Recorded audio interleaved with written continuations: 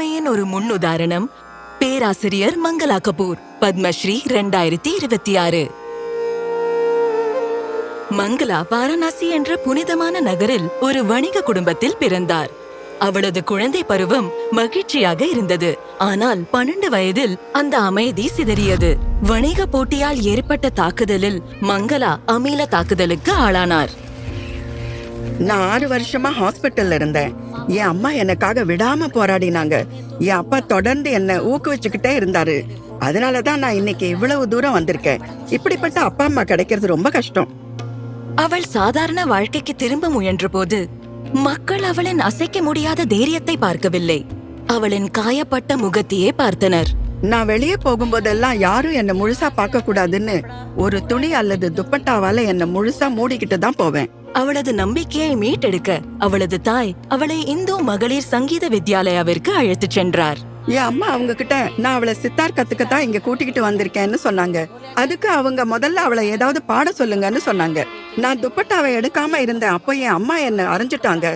அந்த துப்பட்டாவை எடுத்து வச்சுட்டு பாடுன்னு கண்டிச்சாங்க. அதுக்கப்புறம் நான் ஒரு பஜன் பாடினேன்.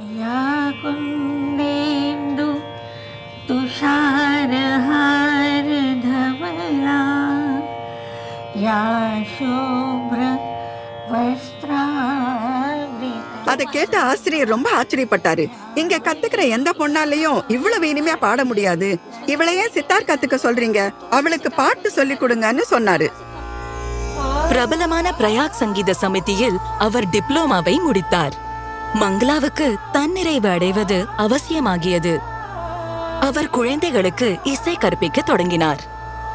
பின்னர் பனாரஸ் இசை கல்லூரியில் இசை பட்டப்படிப்பில் சேர்ந்தார்.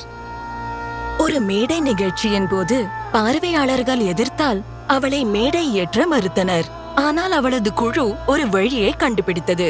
அரங்கில் உள்ள அனைத்து விளக்குகளையும் அணைத்து விட்டனர்.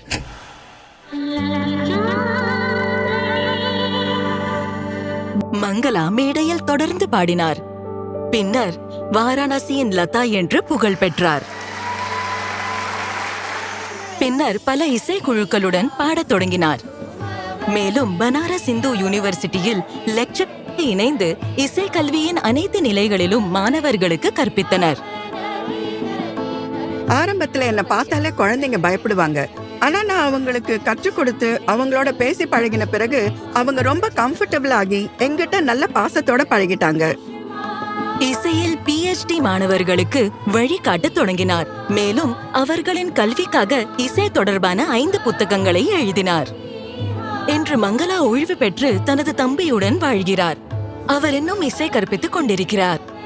தனது அறக்கட்டளை மூலம் மாற்றுத்திறனாளி குழந்தைகளுக்கு தன்னம்பிக்கை மற்றும் தைரியத்தை உருவாக்குவதற்காக தொடர்ந்து அர்ப்பணிப்புடன் பணியாற்றி வருகிறார். பேராசிரியர் மங்களா கபூர், பத்மஸ்ரீ 2026. கோடி கோடி நமஸ்காரம்.